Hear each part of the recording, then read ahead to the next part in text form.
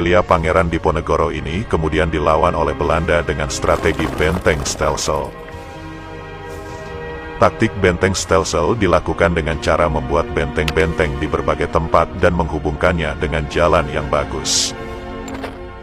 Saat sebuah benteng diserang, maka pasukan dan peralatan perang dari benteng lain di dekatnya akan segera membantu. Tujuan taktik ini adalah untuk mempersempit ruang gerak musuh agar kesulitan untuk melarikan diri. Cara ini cukup efektif dan membuat Pangeran Diponegoro beserta pasukan dan para panglimanya sering terkepung dan mulai ditaklukkan satu persatu. Singkat cerita, Perang Diponegoro ini berlangsung selama 5 tahun dari tahun 1825 hingga tahun 1830. Akibat perang ini, total penduduk Jawa yang gugur mencapai 200.000 jiwa, sementara korban tewas di pihak Belanda berjumlah 8.000 tentara Belanda dan 7.000 serdadu pribumi. Perang Jawa berakhir dengan kelicikan dari strategi Belanda, berawal dari Jenderal de Kock yang mengundang Pangeran Diponegoro untuk melakukan perundingan di Wisma Karesidenan Magelang.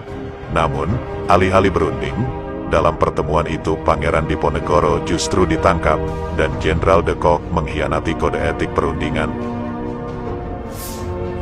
Pangeran Diponegoro lalu diasingkan ke Manado, kemudian dipindahkan ke Makassar hingga akhirnya beliau wafat di Benteng Rotterdam, Makassar pada tanggal 8 Januari tahun 1855. Tertangkapnya Pangeran Diponegoro ini bisa dikatakan sebagai masa berakhirnya Perang Jawa.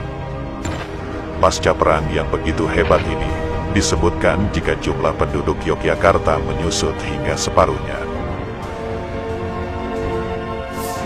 Berakhirnya Perang Jawa juga disebut-sebut sebagai tanda berakhirnya perlawanan bangsawan Jawa terhadap Belanda.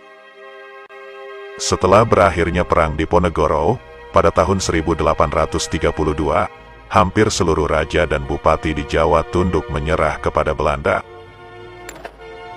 Sebelum geser ke bawah, mari kita mengheningkan cipta sejenak, berdoa untuk seluruh para pahlawan bangsa.